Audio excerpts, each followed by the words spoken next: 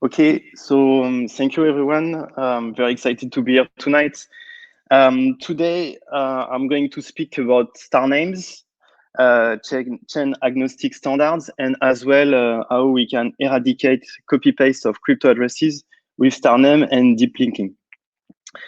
My name is Antoine Herzog, and I'm the CEO of Starname. So for people who don't know me, before I was running a digital agency in New York, and in 2016, I got passionate with blockchain technology, got involved into the Ethereum community. I travel across the world to meet people. I was curious and passionate about how this technology could change the world. And in DevCon 2 in Shanghai, I met the Cosmos community, Jaquan, and I was totally agree with the vision of a world of multiple blockchains. And so we follow. We help the community. We participated to the first hackathon. We won first prize, and we were lucky to be able to continue the journey and to create IOV in 2017. More recently, I've been became the CEO this year, and focus has been really about mass adoption, the technology, and we also rename IOV into Starname. Starname, why? Because that's the name of our product, and wanted just to make it simple for everyone. So from the very beginning, our focus has been really around mass adoption, how we can help everyone to use crypto. And it's not that easy for most of the people. So for the very beginning, we identified four main, I would say, area where actually it's kind of difficult. The first one, and this is the one we are actually focusing today, is name and interoperability. Why? Because as soon as you have many different addresses, it becomes very difficult to manage all these addresses. And for someone who doesn't know how it works, it looks very scary to see that many crypto addresses. And it's actually difficult for someone, to use all these addresses. A second topic is around private key recovery. There is many folks in the space who wants really to educate users, change their habits, and trying help them to make sure they remember their 12 words, but it's not really working. And if we are really serious about getting billions of people in the world to use crypto, maybe we need to come to find other solutions. And the two other aspects are stablecoin, obviously, because it's not only about up and down, but how we can transfer assets which stay have the same price in values and privacy. When you have these four main components, we believe that we can provide an experience which looks like a Venmo application, where actually the user doesn't know anything about blockchain, but can actually touch the blockchain without knowing it's actually the blockchain behind.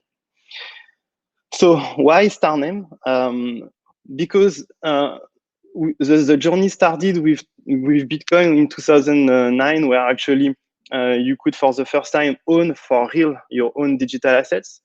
And Starname is the long-term vision is to be able to own also as well your digital identities, not only your assets. And that's at some point that's going to be very important, because it's not all about assets, but actually everything around, everything, all your data you own. And that's actually a way for you to become free again in some ways, and you don't really need to use any third party to manage all your data. So that's the main vision. Now, what is Starname today? So we launched last year, and it's a human reliable address where actually you can link a bunch of crypto addresses to receive crypto payments. It's our first use case, and that's the one we are actually focusing right now. So it means that you have Bitcoin, Ethereum, Atom address, and you can link to a Starname. Why star name? Because it contains a star inside, and also it's a specific format. We wanted to have a format which is different than the URL, for instance, because it's very confusing to know if your URL is actually that it's something you own for real or not. Because I mean, most of the URL right now are owned in some ways by ICANN before that you own a piece of the URL. The end goal is really to be able to provide user experience which looks like a Venmo in some ways. It means that our core belief is to think that at the end of the day, users might not know if they're using blockchain, and that's totally cool.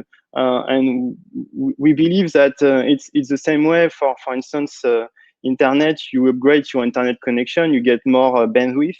That's cool. It's because probably you have optic fiber. It's part of the infrastructure layer. But at the end of the day, it works better. It's faster.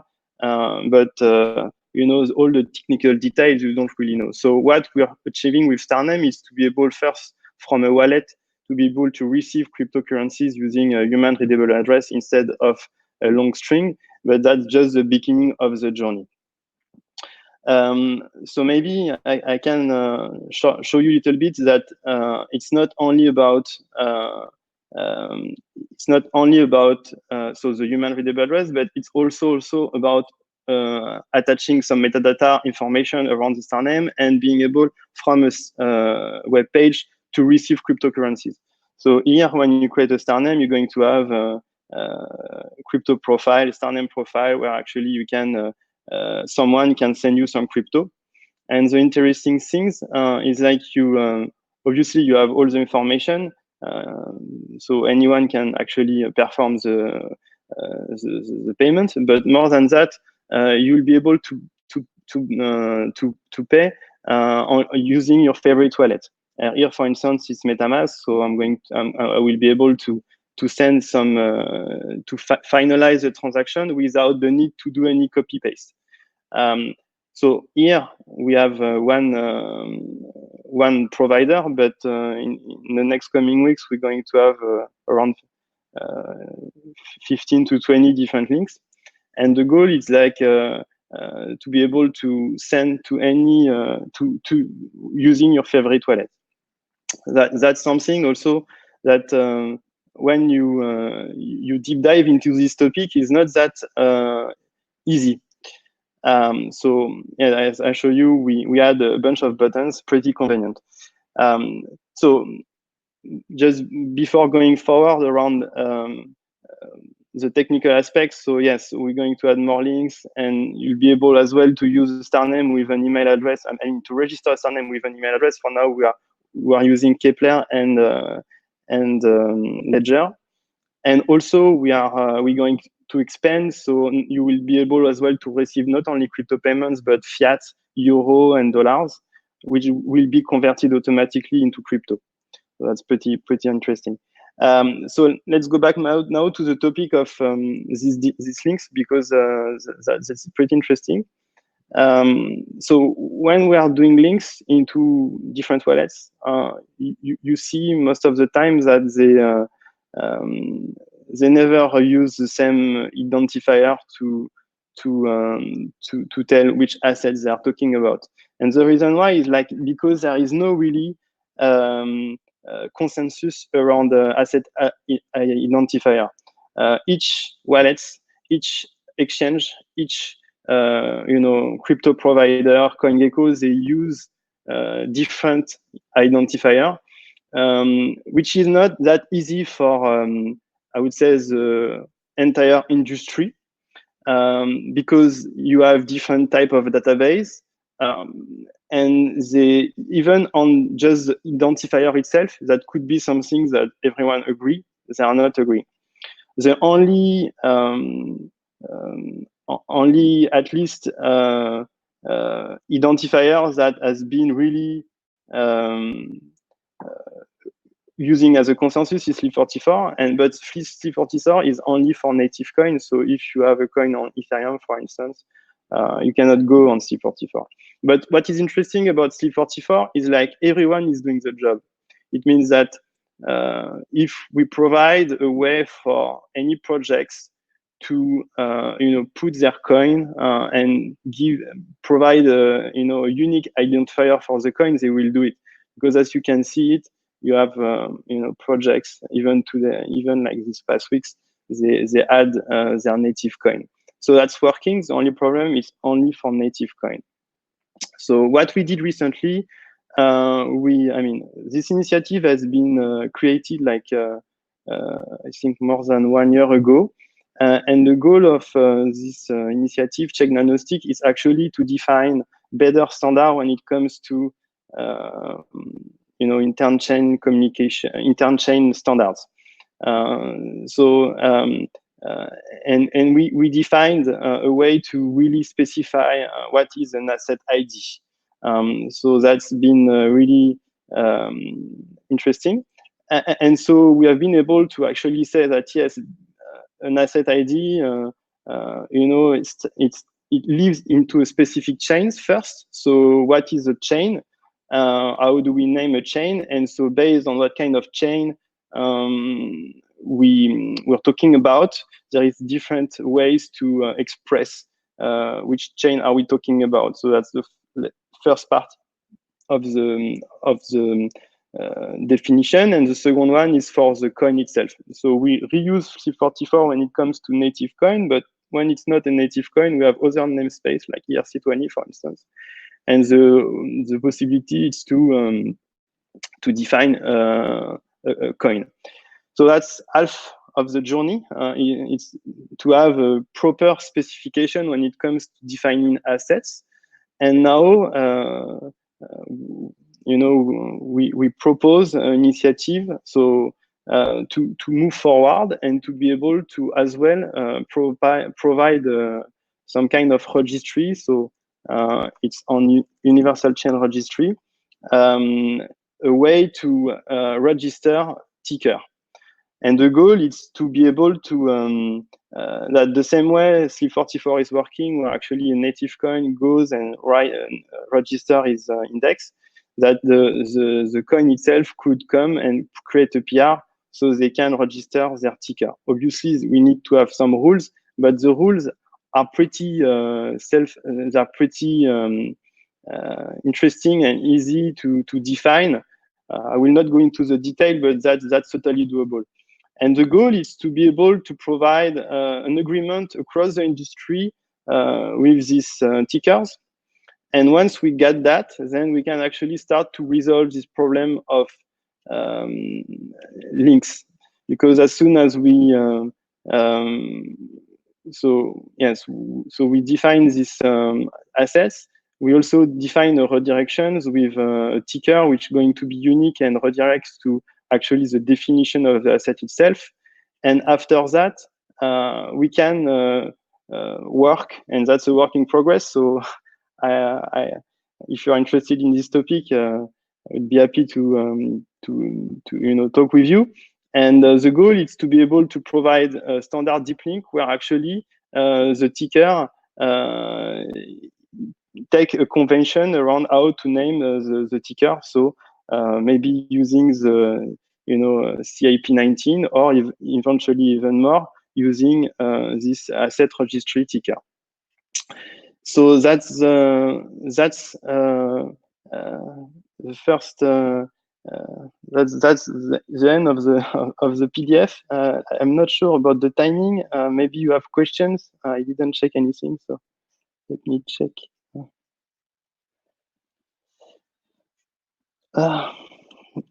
Okay. Can a standard TLD bind on the? Yeah, that's a good question. So for StarName, we're going to upgrade to Stargate, which means that we'll be able to handle IBC message. And of course, we want to be able to have TLD owned by another zone. That's pretty interesting. And we want to give also more flexibility when it comes to permissions. So being able to define specific rules and eventually with smart contract to define what kind of operation you can do based on the star name you have. Maybe as we have some times, I can show you a small, tour. I don't know if I share still my screen. Let me check. I need to share my screen. So as I said, for now, Starname is only accessible using Kepler and Ledger. So obviously, you need to be some kind of expert, but the goal is to be able to add more login option, like email, for instance. We'll use different type of custodians, and that's also the beauty of providing a human readable address. It's like you are not anymore tied to your what you communicate is not your address itself, which means that you can change your address, also, especially if you want to change your security settings. You're moving from one SIG to another multi-sig. You will still keep your star name. That's the only information that you will give. However, you will be able to switch all this address on the background and switch your custodian. So we believe Starname is a way to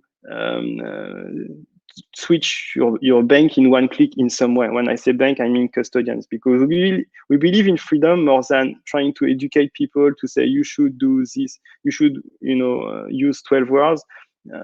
People should have a choice, and it's based on how much money they have on their account.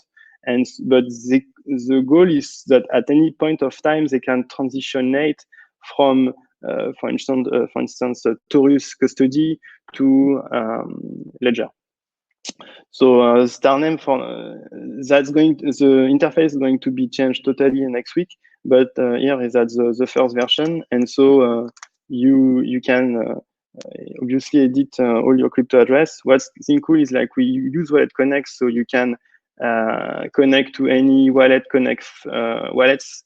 And get automatically the Ethereum address, and soon any address, because Wallet Connect is upgrading to 2.0 and will work with any chain. So with just scanning a QR code, you will be able to put all your address, so you don't need to copy paste them. And also you can add some information around you, and especially to verify your Twitter account, so we're sure that when you share your page, it's really you. You have a green check here to mean that that's you, and no one else than you can you type actually your star name to Twitter account. So that's most likely where we are so far, and yeah, I don't know if there is more questions.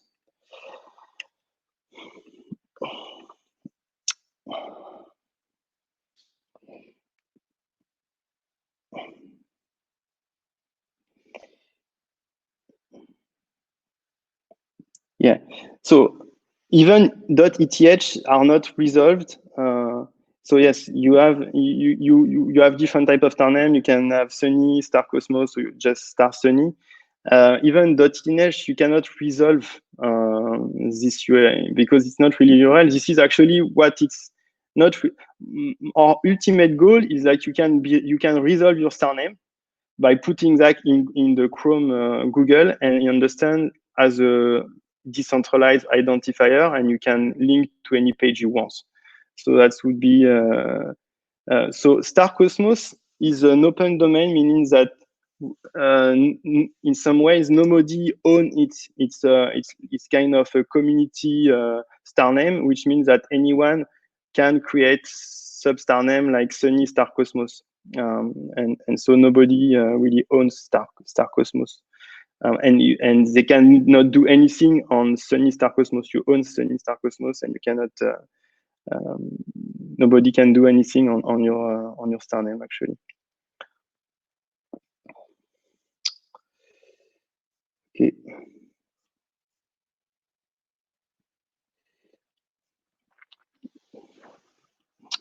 See more question here. Yeah, that's also something we're working on, is to create secondary market of star name for sure. We'll do that after we'll do that after the upgrade on Stargate.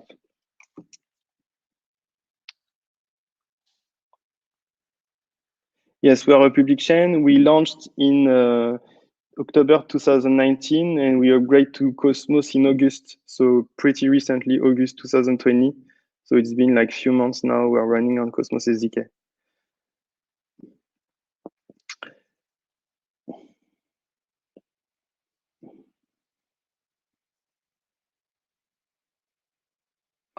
I like this use case, Sunny, around delegation.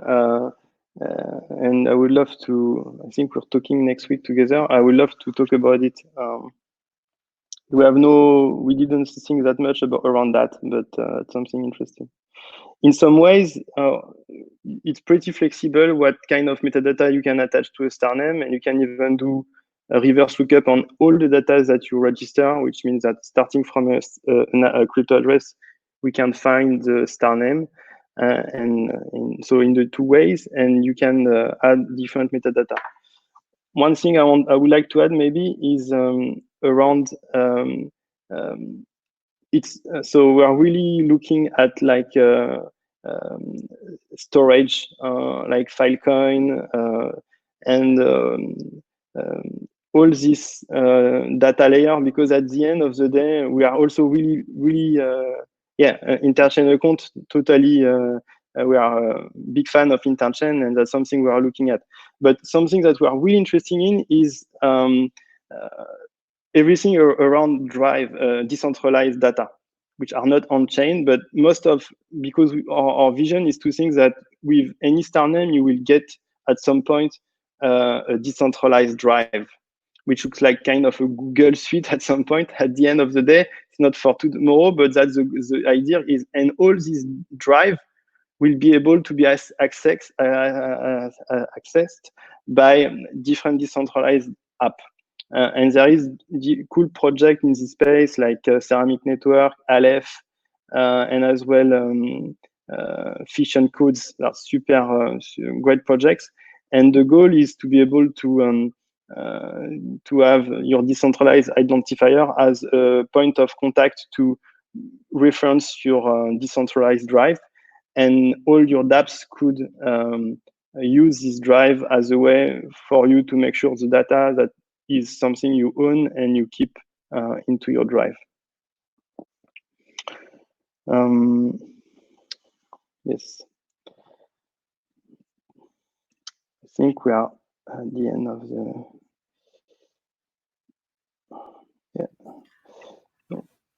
Okay, cool. So if we're done, we can transition to the next session. Thanks so much for the great presentation.